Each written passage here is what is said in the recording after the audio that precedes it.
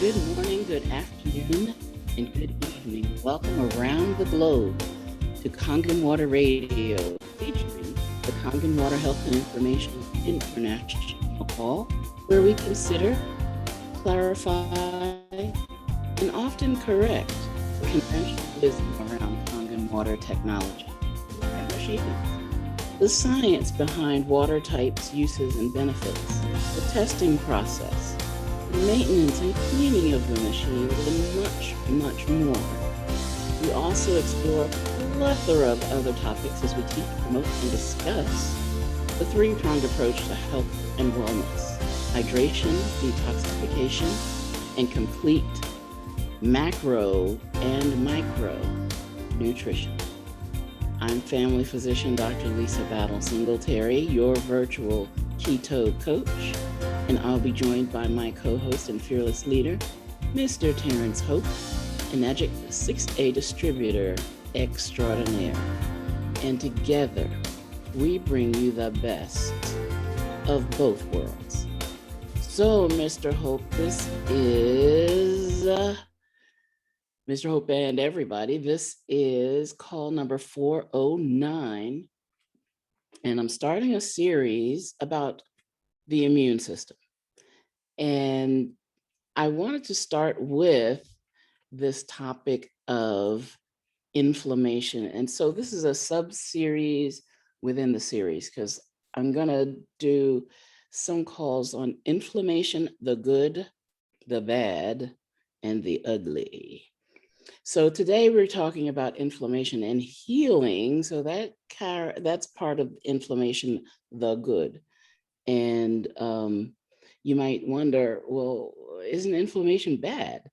Well, we need inflammation, so we wouldn't be able to live without inflammation. So the inflammation that's bad that we talk about very frequently on this call is chronic inflammation. But in the acute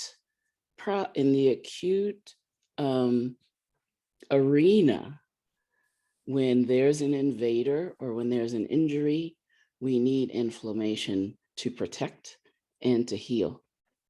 So I'm going to show us a little bit today about how inflammation and how the intention of inflammation, and that's something you might not hear about in common parlance. But when we talk about wound healing in the medical community, we talk about healing by primary intention, secondary intention, and tertiary intention. So we're going to touch on that today when we talk about inflammation and healing. Now, I have a little PowerPoint. So let us, oh yeah, there it is. Here we go. Let's see. Hopefully you can see my PowerPoint. Inflammation and wound healing. This isn't going to be an in-depth thing, but I want you to, well, I'll say for me, this was a transformative teaching for me, because I didn't know until I got to medical school that inflammation had a good side. So I am very happy to be sharing this with you today. All right, so inflammation and wound healing. Let's just take a review of the skin and the skin layers and structures. So remember, there's much more to your skin than what you could see on the surface, right? What we see is just the top part called the epidermis. And there's much more going on beneath the surface. And under that dermis is the subcutaneous or the hypodermis layer. Hypo is, let's see, which one is Latin, which one is Greek? Sub is probably Latin and hypo is probably Greek, but they both mean underneath. So when you get an injection, it's very likely a subcutaneous injection. That means that needle's got to get all the way down to this layer. And they use a hypodermic needle. Again, same meaning, to get down to this hypodermic or subcutaneous layer. Okay, so there's a lot going on with the skin. Well, what happens when you have an injury to the skin? And whether that, I'll say the type of injury, when it initially occurs, and how you treat the injury after it occurs, particularly in what we call the golden hour,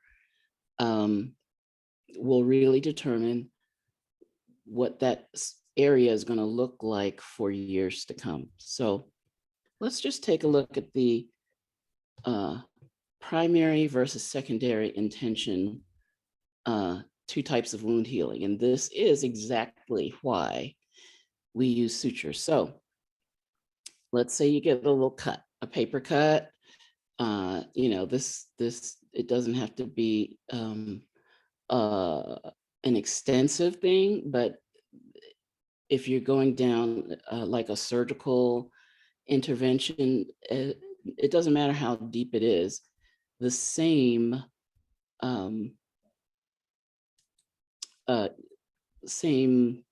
principles apply. Okay, so primary intention, we get a cut, we approximate the edges, we bring those two sides together, and then we let the body do the healing internally. And we had Mr. Hope uses a picture of the little girl or the little guy with the injury, the skin injury, on the finger. It's going to heal, but when it heals by primary intention, we get a very different result than when it heals by secondary intention. So with secondary intention, this is when you get the little cut, it stops bleeding, it bleeds initially, but then it stops bleeding and you think, oh, it's probably okay. And you leave it alone. And maybe it gets infected, maybe it doesn't. But even if it doesn't, there's a very different healing process because we have not approximated those edges. We haven't brought the wound together. So the body has a lot more to do, right? And I think I have to mute somebody here. Okay. A month later, or even more, there's a very vast difference between the types of scar tissue that we see. Okay, one more illustration of this with a little bit more detail because we're talking about inflammation, right? So these cells, these neutrophils, these macrophages, these are all part of our immune system. These are part of inflammation, but they're also part of healing. So these, the slides on the left, the illustrations on the drawings on the left, illustrate healing by first intention or primary intention. And on the right, we're illustrating over time healing by secondary intention. And you see here the top layer of skin, this is the epidermis. And then we had this layer where the melanin is, where the stem cells are, where all the skin cells multiply and grow, and they push cells up to the top, to the epidermis. But then this dermis is where all the not all the nerves, but the blood vessels, the nerves, the cells, all the actions going on here. So you get a cut.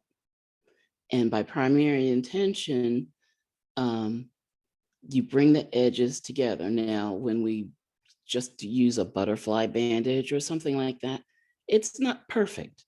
So the edges might not come all the way together. It's they would be closer in the illustration if there had been a suture involved. But the idea is that there's not a lot of space between the two sides of the wound. So what the disruption of the tissue, we can see that within the first 24 hours, this disruption is starting to fill in with all kinds of cells and chemicals, and your body is just going into overdrive to try to heal and try to close that gap. Now, here's something that's I said that happens in 24 hours, but here's something that's very, very interesting. Your epithelial cells, that means that top layer, those cells start going to work right away. And they want to, where's my cursor? There it goes. They want to cover this open tissue, right? That's their job, to cover things and to line things. And so they go into hyperdrive, providing a covering and a lining for this within hours. And so if that initial closure doesn't happen within the first hour or so, then your epithelial cells are going to line it, and that actually creates a barrier down in the dermis for the cells that are trying to bring those two wounds, those two edges together. If that barrier is small, they fight through it. But if that barrier is wider, then later on, we're going to see much more of a scar, right? And so I know you've experienced that. If not firsthand, someone who's had a cut, who's had a suture, has had it sutured, and they didn't have much of a scar. Someone else who had a cut and said, "I'll just put a Band-Aid on it, it'll be fine." And they've still got a scar now from a wound they had years and years ago. That's because the healing was by first intention versus second intention. There's a tertiary intention as well. We don't need to get into that. But what I want you to think about is, again, inflammation. You can, if you look at these little words, you can see the neutrophils are involved. The macrophages are involved. Just all these are cells of the immune system. They are cells of inflammation. So acute inflammation, get the job done, in and out. That's what we want the body to do. Chronic inflammation, something that happens over time. Now we've got problems, whether it's something as simple as scar tissue on a skin wound, or in our bodies, chronic inflammation, we know, leads to a cascade of events that eventually end up in disorder and disease. All right, so when we talk about healing, right, there are two very different approaches to trying to help the body to heal. And one of the things that we do, we just in general, in the population, but also in the medical profession, when we have an inflammation in the body, even an acute one, and our body is doing what it's designed to do to respond to acute inflammation, including fever and all, the increasing in mucus and sneezing and all the things that we, maybe nausea, diarrhea, all the things that we do that our bodies are designed to do to get invaders out, or to get allergens out, or the pain that's involved in healing. A lot of times what we'll do, we'll take anti-inflammatory medications. And what do? We say in general, medications will block body processes, whereas natural approaches work with the body. So anti-inflammatories block the inflammatory, the actions of the inflammatory cells, the neutrophils and the macrophages, et cetera. And it does, it reduces the signs of inflammation, right? It reduces the pain, the healing, the swelling, the redness, the loss, it increases the loss of function. But what about the underlying healing process? All right. Uh, Sometimes it depends, right? It depends on the situation, but sometimes using these anti-inflammatories actually works against the body because this inflammation was part of the healing. But what if we can work with the body? What if we can not block what our body's doing, but we work with the body so that the cells that come in uh, to clean up this, the cells that come in to make new blood vessels, the cells that come in to actually do the restoration and the resolution. What if we can nourish and support those cells, detox the area so those cells don't have as much to clean up? Uh, then that is a different approach, but that very well may speed up the healing and the repair of the tissues. So just a picture of those two main types of wound healing, by primary intention, by secondary intention, and how acute inflammation is a good thing. It's a good thing our bodies have the ability to heal. Now, I have an article. Let's see if I can find it for you. And I love articles that can explain things to children. And I just happened to find this article called May Inflammation Be With You. I love a good title, right? And the thing I like about this article is it talks about the four pillars of inflammation: redness, swelling, pain, and heat. There's a fifth pillar: loss of function. And we've talked about that before in this call, even in Latin: rubor, tumor, dolor, calor, and loss of function. Or there's a word for that, but I don't know the Latin word for that one. But it asks in this article, is inflammation good or evil? I love that they include this in the discussion. Wait, if inflammation is protecting us, why do we use anti-inflammatory medicines? To stop it. And here's the thing: who cleans up after the battle?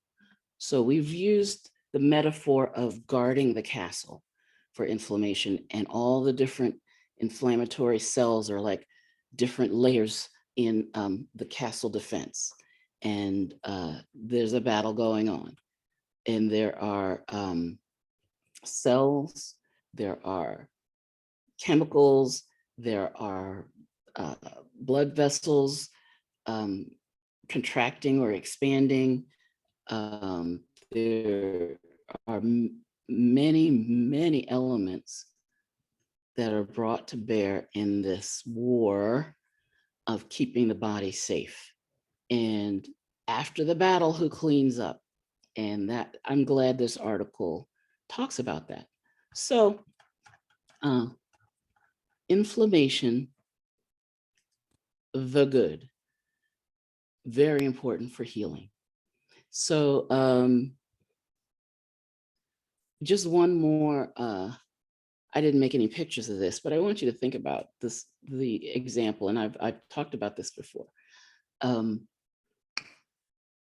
I bought or my parents bought me a pair of roller skates at some point in my youth. And I was so excited. I went to the roller rink and I very quickly sprained my ankle on the skates. And I went to the hospital because I was in, or the clinic, I don't remember. I think it was the hospital. And the doctor was pressing and pressing. It's like, does it hurt here, here, here? I mean, I felt ridiculous by the time he finished examining me because it really wasn't that bad. But the next day, I was in agony. That ankle was so swollen, so painful, so tender. Well, what was that? That was my acute inflammation systems, you know, they were going wild trying to heal that sprain. So compare that to, and so what was the treatment? I had the RICE treatment, rest, ice, compression, and elevation for a week. And it was a week I had, and they gave me some crutches. It was a week before I could walk on that thing.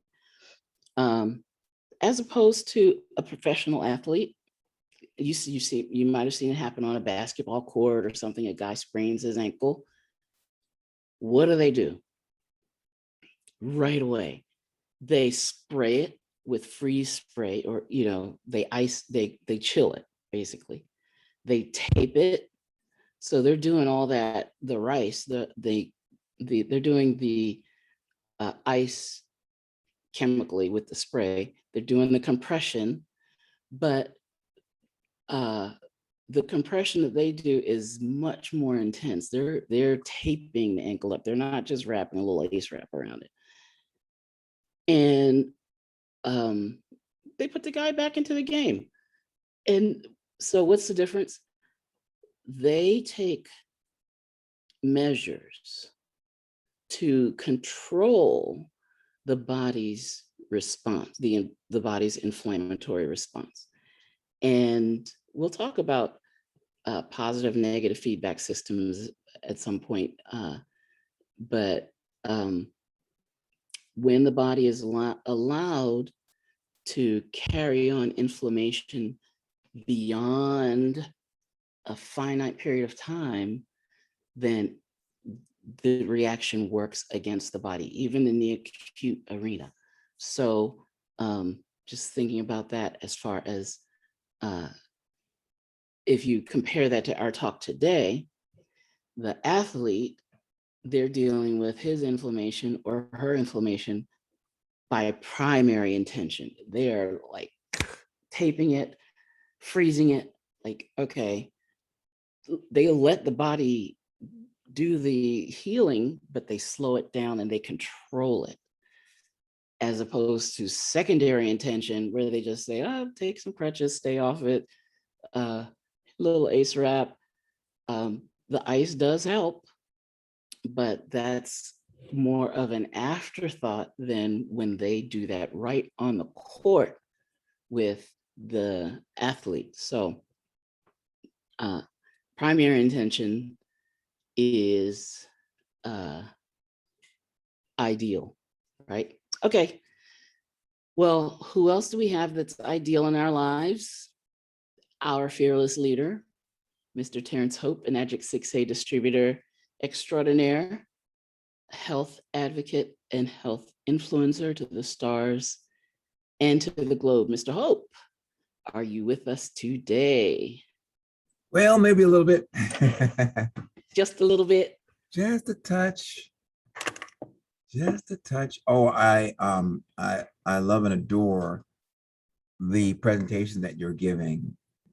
Every day that I tune in here, that I'm sure we all tune in here, we're getting a lesson, we're getting a learning, we're getting an understanding, a learning about the body and its health, its understanding of how it works better, its functions. These are things that we certainly otherwise would not be privy to. And so I've got to say that I'm almost like a broken record, but I honestly, you keep doing the great work every day. So I got to keep saying the same thing because it's true.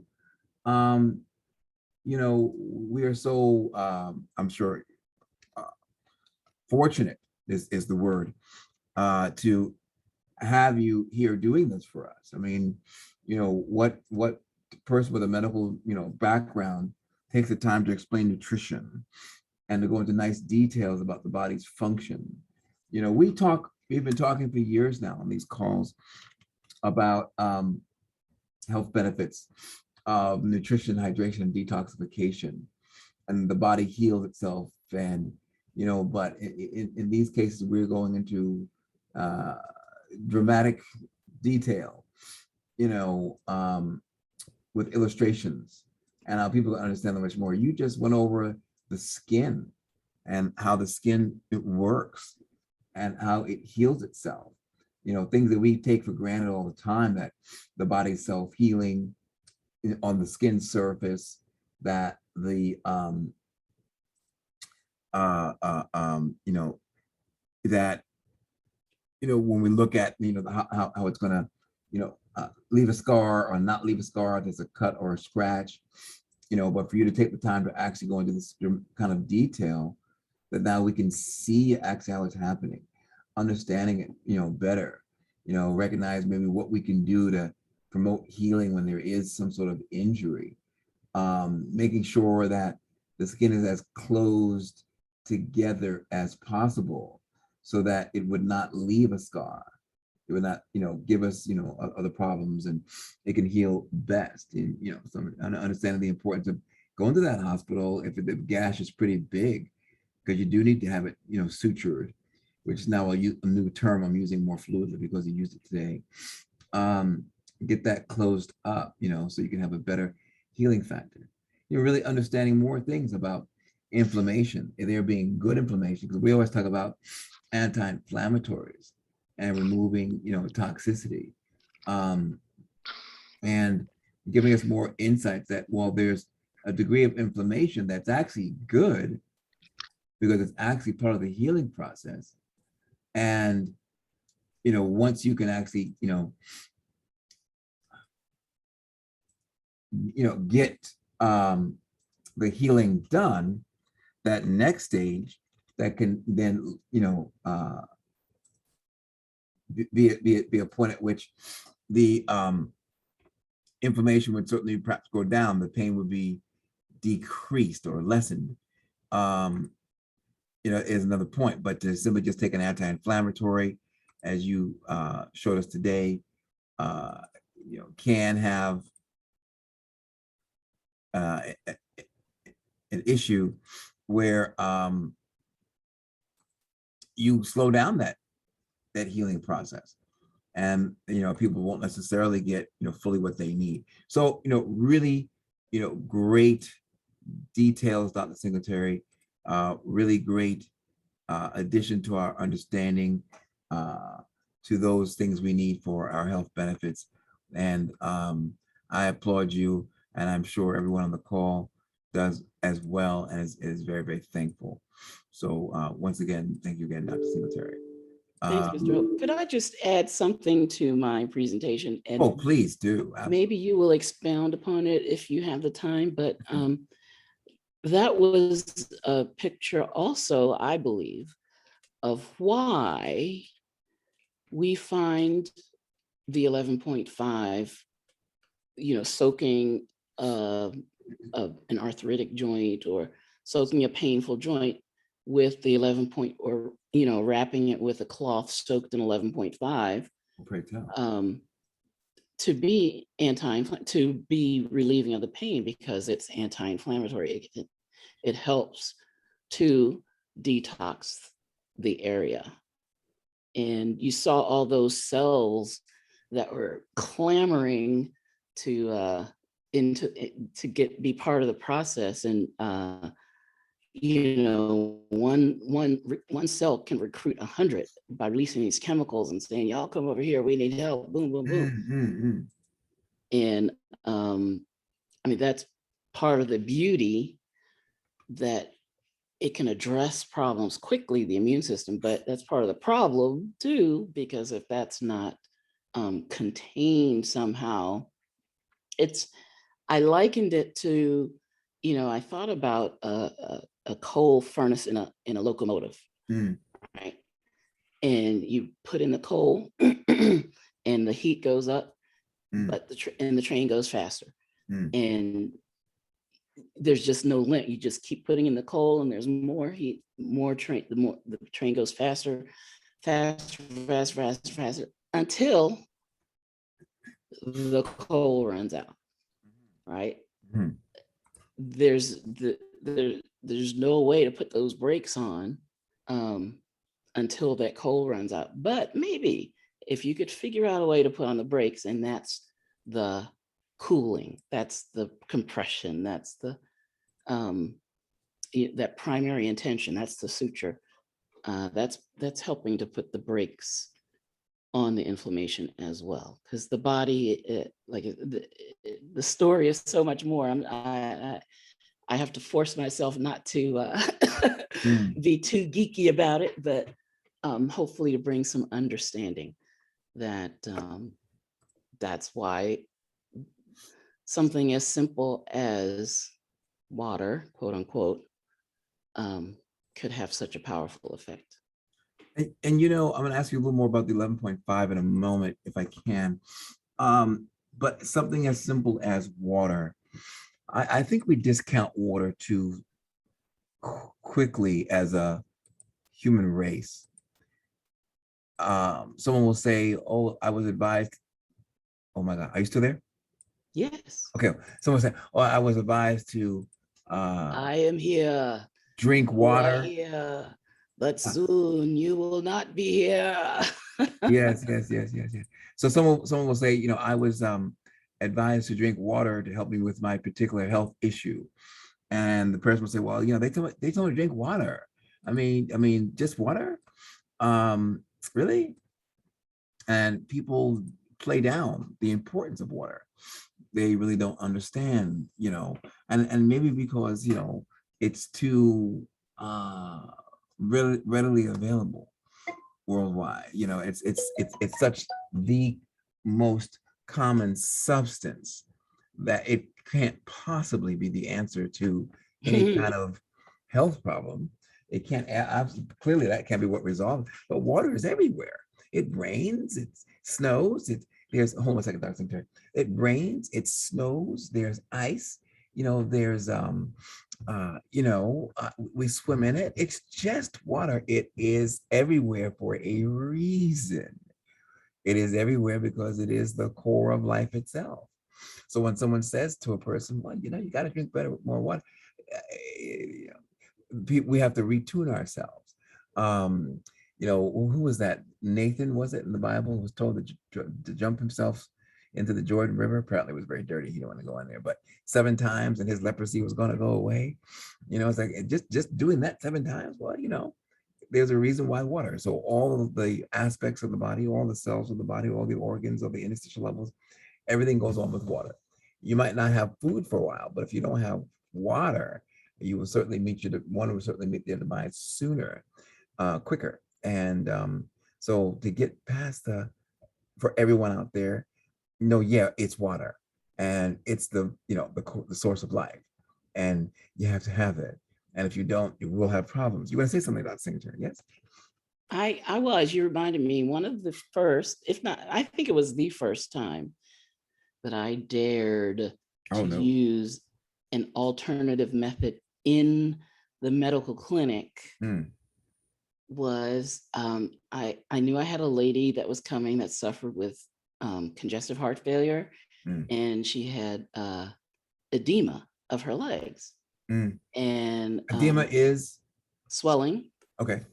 So fluids build up, Mm-hmm. and her ankles were huge. Mm, And so I looked up edema, and somehow I stumbled upon, because I certainly wasn't looking at the time, mm, for natural remedies for edema. And it was the first time I read about the body uh, holding on to water if you don't drink enough, but it will release water if you drink more. mm. And so I told her to drink more water and come back in a week. Mm-hmm. It was night. and day. Wow. I mean, it was a risk, right? Mhm. Because no, I had never heard it before, but it made such sense to It was me. intuitive to you, I knew how the kidneys worked, right? uh, and it was, but I didn't know. So I said, all right, let's try it, Yeah. and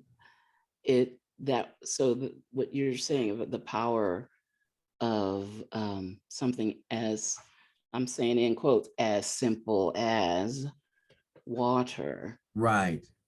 um, that has the power that has on the body. Right.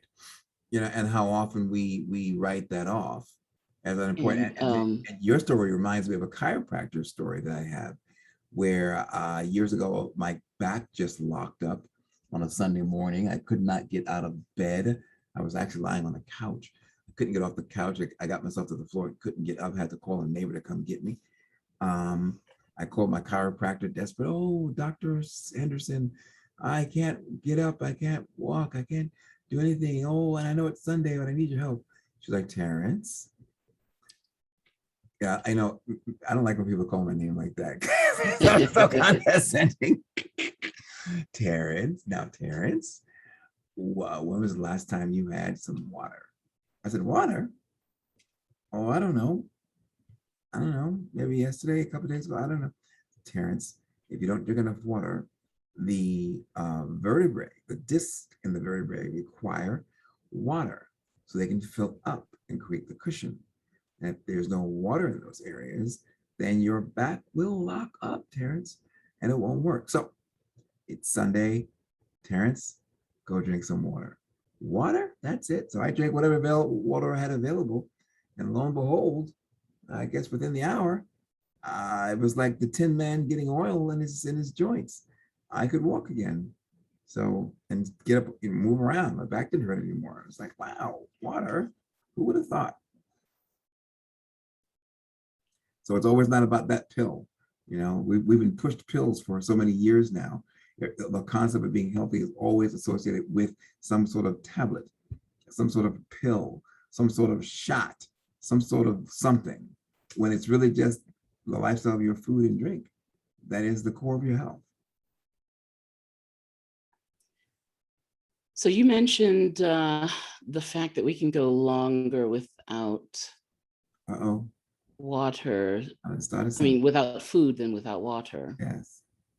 And there's something called, and I haven't vetted this, Mm, I would call this a rule of thumb, mm, because there are certainly exceptions. But there's something called the survival rule of threes, mm. where you can go 3 minutes without oxygen, Really? 3 hours without shelter, 3 days without water, and 3 weeks without food. And like I said, that's just a rule of thumb, but it gives you an idea of where water fits in that scheme of things. Right? 3 weeks without food. Three, was that 3 days without water? Yes. That's a short time. That could be a problem. Well, I mean, I know you have uh, the the without food thing doesn't that can certainly, like I said, that's a rule of thumb. Now, if you're uh, getting nutrition by liquid, uh, or whatever you call that, you know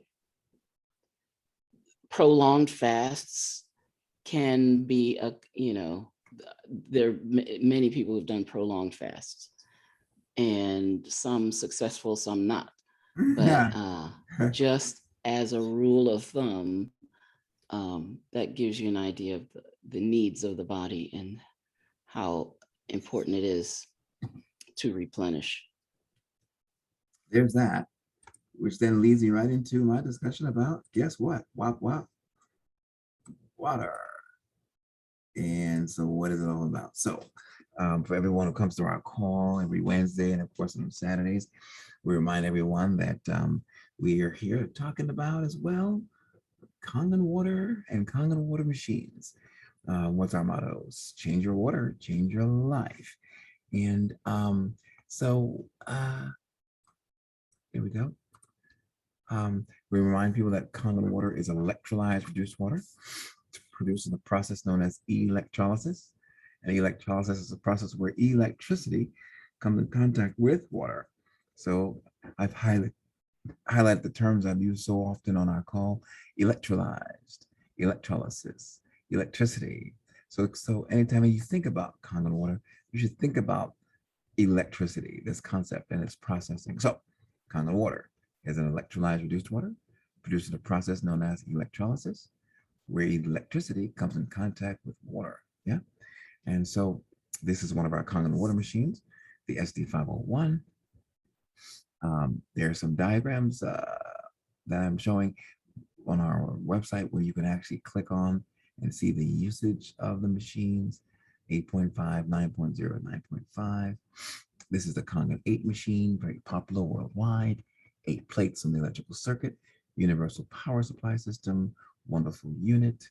This is, of course, the SD501 again, what it looks like on a kitchen table, a very fancy counter on a kitchen, in a kitchen, yes.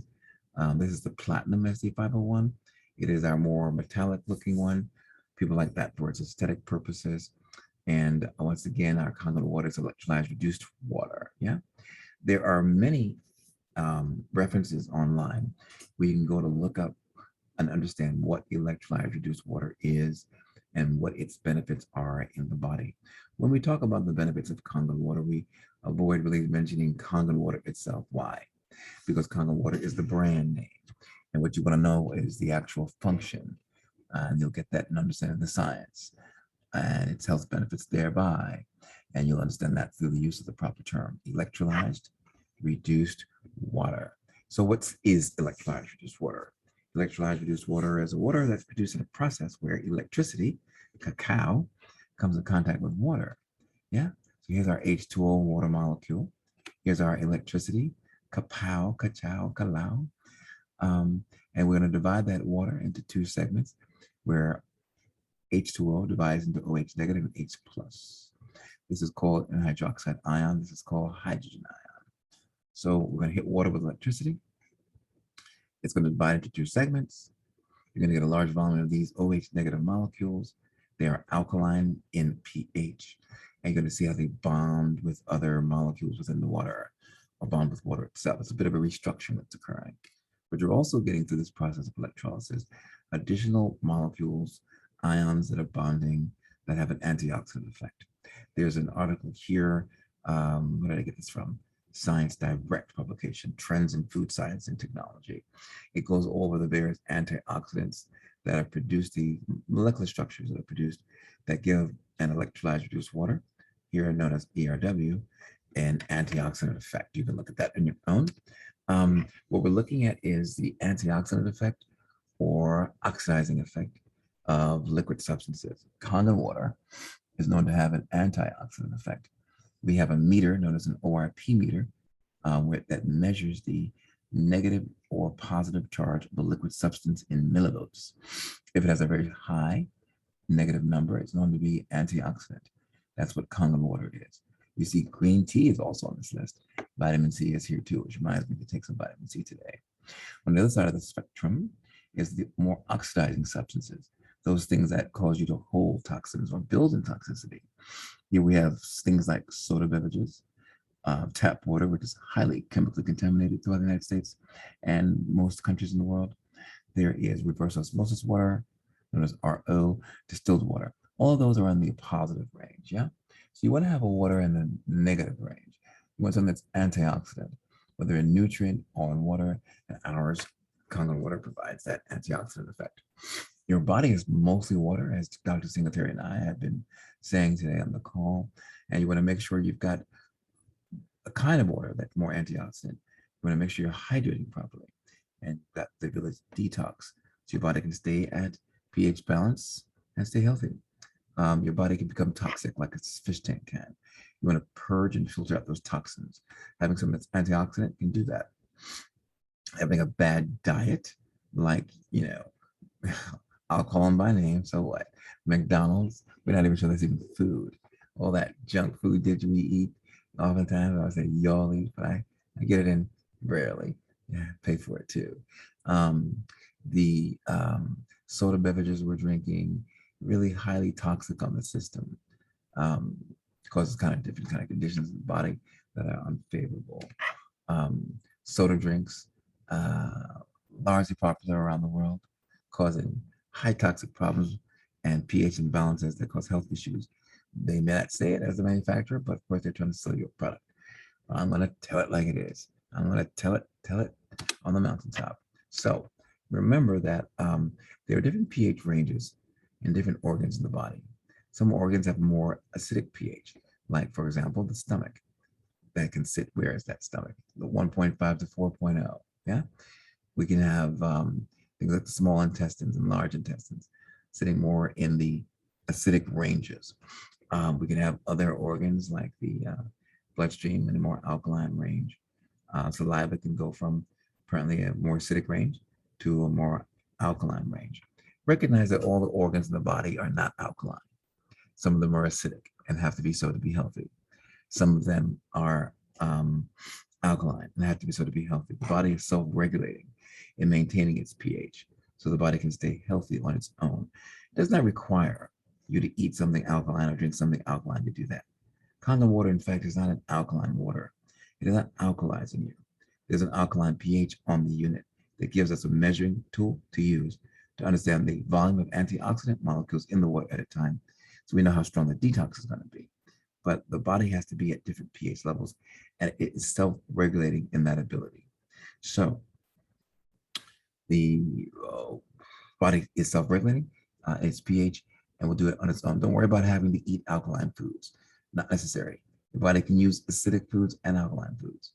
That's why you're able to eat oranges, pineapples, lemons, limes, and whatever juices and beverages, because your body will convert whatever energy it gets, whether from an acidic source or an alkaline source, into a energy form that it can use to keep its body regulated properly, maintain its own pH. We doesn't need our, you know, our focus to that degree. Just so you can understand what pH is, it's the power of hydrogen. Yeah. So there's a pH scale that goes from 0 to 14. Those numbers are not listed on here, but just so you know, 0 to 14 is the pH scale. And the center will be a 7. Neutral pH is at the center at a 7. It's also indicated by the color green. Different pH levels have different color codes. If we go this way on the spectrum, which is a below a 7, 6.0, 5.0, 2.5, these are the acidic ranges. If we go above that 7 on the scale, 8.5, 9.0, 9.5, those are the alkaline ranges. The body is not entirely acidic, or nor is it entirely alkaline. This says poor health and good health. You've seen this many times. People say your body is in poor health if it's acidic. Well, that won't count for the stomach now, would it? No, for the intestines, would it? So well-meaning people gave information is not quite accurate. They said that body's alkaline, drink alkaline water, eat alkaline foods to be healthy. Inaccurate, though well-meaning. The body is acidic and alkaline. And the below the stomach will range in the acidic range to be healthy. The heart will range in the alkaline range to be healthy.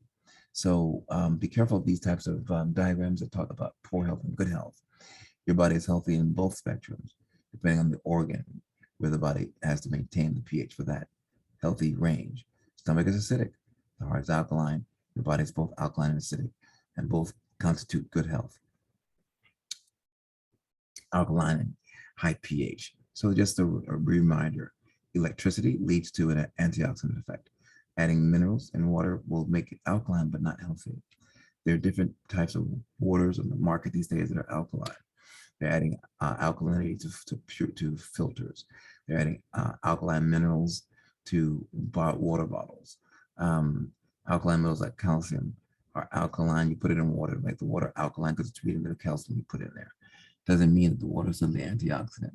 Essentia is not an antioxidant water. It's an oxidizing water. You have to have electricity in water to produce an antioxidant effect. You can't get that with these type of minerals. So you'll see that again and again with different types of waters that are trying to like say they're healthy because they're alkaline, because Kangen became known as alkaline water. Um, with not people not really understanding what that meant. People thought anything alkaline was healthy. Wrong, wrong, wrong.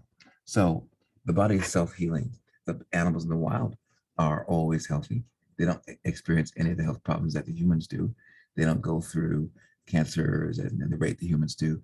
No diabetes, no high blood pressure, no kidney failure. None of these animals shown here are going to the dialysis center to get their blood flushed. Not the case. The body is self-healing. That's why they're doing well. Humans should eat like the animals do. What do they eat? Protein, produce, water. Humans are eating what? McDonald's, Coca-Cola, Sprite, Skittles, things that are not healthy, cause toxicity. Produce proteins, eat from the earth as it's designed for your body to have, your body to be healthy, and you can be like Bambi here, frolicking along in the woods and being quite healthy. As we mentioned again and again, the body's self-healing. Dr. Singletary went over details about the skin surface, how it heals. And you know, you get a scratch in the skin, you put a Band-Aid on it, so you can kind of keep it covered and maybe keep it tight, so it can heal properly. But you know, it's self-healing. The skin, anywhere in the skin, you know, will be self-healing. If you get a fracture, hairline fracture, or a full break to a bone, put a cast on it, keep it still, so that as it heals itself, it heals quite evenly. There's no magic bullet you getting from a doctor when you go there. The body is self-healing. What you didn't know is that the same self-healing ability continues right down to the cell level of the body, as long as you have proper hydration, nutrition, detoxification. Yeah. So just a quick summary about our body, how it works, how it stays healthy. You know, drinking and antioxidant water can achieve that goal for us. Is what we need to do to be healthy. Let's certainly take some questions and go forward with Dr. Singletary. Dr. Singletary, wow, wow. Wow. Wop wop. Right. Thank you, Mr. Hope. That was great. Thank you. And I'm thinking maybe on Saturday, we'll talk about how bones heal. Ooh, we went from the So skin to the bones. Here we go. Talking about good stuff. We covered the surface of the skin. So Saturday we'll go to the depths of the bone, as you love to say. So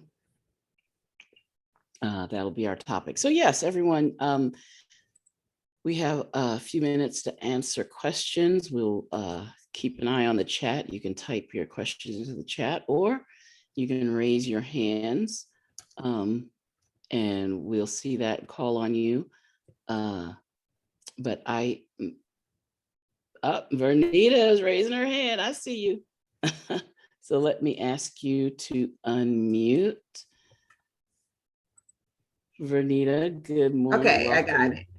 I had this question when you were talking about, and then you showed the, I'm gonna say schematic of that chunk of skin, you know, the cutout. How thick is a layer of skin? You hear the term thick skin, I may be thinking under the soles of your feet, maybe your hands are thick, but exactly. The pictures we were looking at, I'm thinking is maybe other parts. So what would be the thickness of the skin? That's a good question. And I don't remember the numbers. Maybe the numbers are on the slide. Let me see if I can pull it up. But you're exactly, I remember the layers, right? Okay. So let me pull up that picture there. Yeah, we don't have numbers, but if you can look right at these little dots here, can you see that? Yes. So when we look at this layer, this picture here, this layer is like the business layer of the top of the skin, the epidermis. This is where the skin cells that brush off and that slough off and that give us the wrinkles and whatnot. This is where they actually grow. And as they grow, they push up towards the surface. And the closer they get to the surface, they dry out, they get keratinized and become almost waterproof, right, to provide protections for us. And these layers are approximately, let's say on your arm, it's approximately 10 layers thick, approximately, right? And I'll call that the thin skin. The skin that is on your palms or on your feet.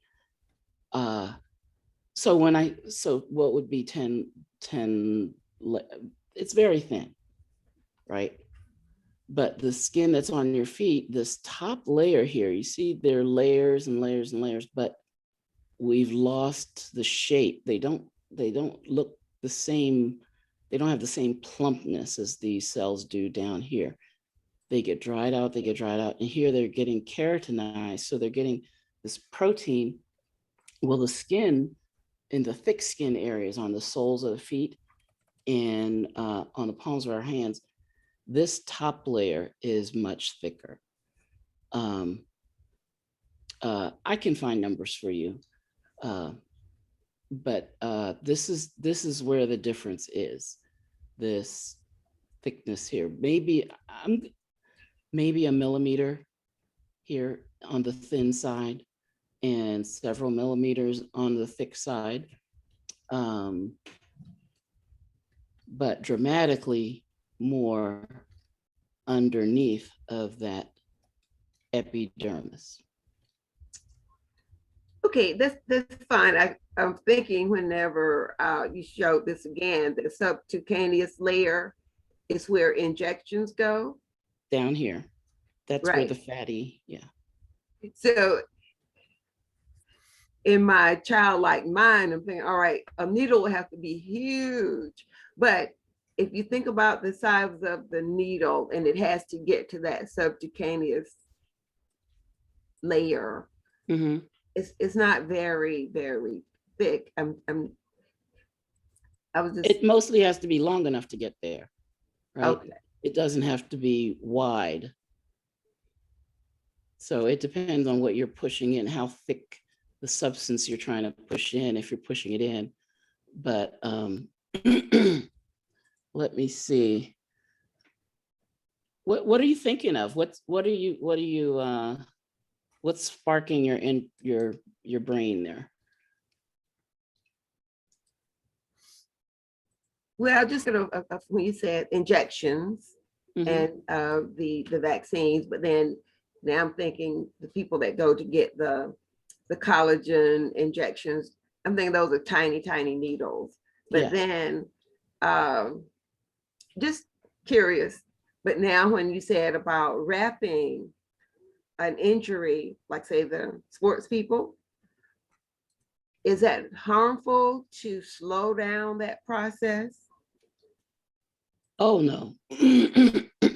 No, because what that does, so hold on a sec. I'm looking for a nice picture for you.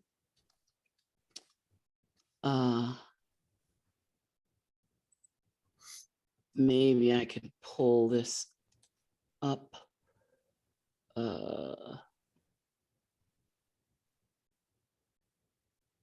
Yeah, I think I'll be able to pull that up for you. So, oh, no, they want money.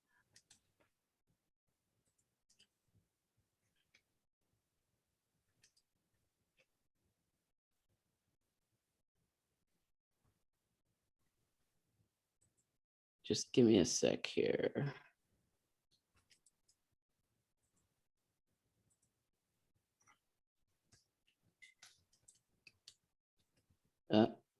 They want money too.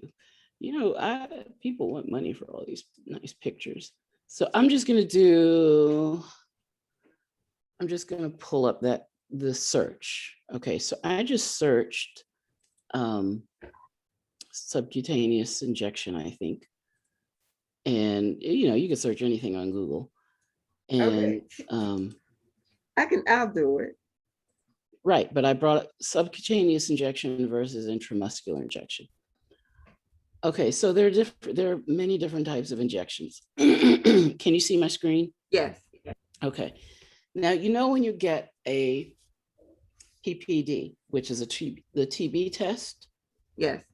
that they take the inoculant, they just make a little blister right under the top surface of your skin, right? Mm. As opposed to if you're getting an injection into that's subcutaneous, Okay. that's closer to that's deeper in. It doesn't have, like you said, the width of the needle is determined by what you're trying to put in versus pull out. But a vaccine usually goes into a muscle. And so there has to be a longer needle. That's a deeper injection. So this is intramuscular injection. Okay. And here's another picture. That's going all the way down to the muscle. So how you,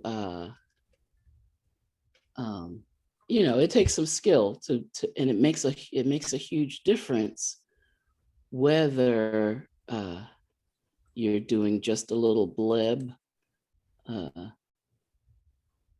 intradermal, intravenous, not my favorite way to go right there. I usually do intravenous deeper, subcutaneous, intramuscular. Okay, got it. So for insulin, something like that, it doesn't have to go as deep as a vaccination. So here we see a mistake when you pinch up when you pinch too wide and you lift up muscle tissue underneath, when all you want to do is get some of the dermis and the hypodermis. Now I'm not a nurse, but I've given a lot of injections in my day, so they actually got much better training than I did. But I learned from my nursing, I learned from the nurses around me, and they taught me some tricks. In fact, my aunt was a nurse, and the first injection I ever gave to anyone was on my mother. And my aunt had me practice on a grapefruit. And it was, I got stories. But I hope that gives you some clarity on the different types of injections. It did. Thank you so much. All righty. Well, unless there are any more questions, I would like to thank everyone for joining us today.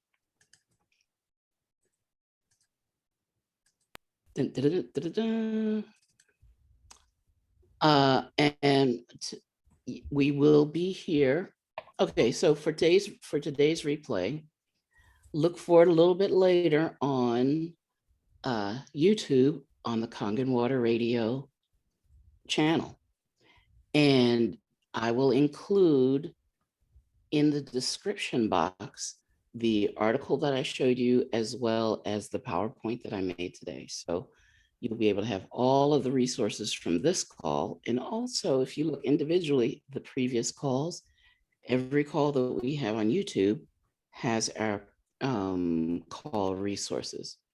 And if you have questions or comments that don't make it to the call today, you can call or text us at area code 866-526-4368.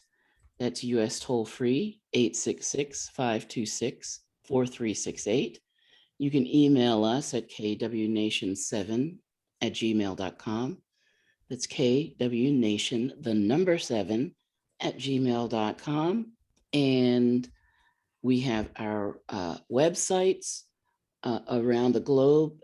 And we will be looking forward to being with you again on Saturday, where the Zoom will be the Kangen Water Radio Zoom. And we will also be on Facebook Live at that time. Mr. Hope, any final comments? Drink Kangen water. It's good for you. All righty. Thank you, everyone, for Jenny, joining you have us. a We will question? see you on Saturday. Mwah. Love you all.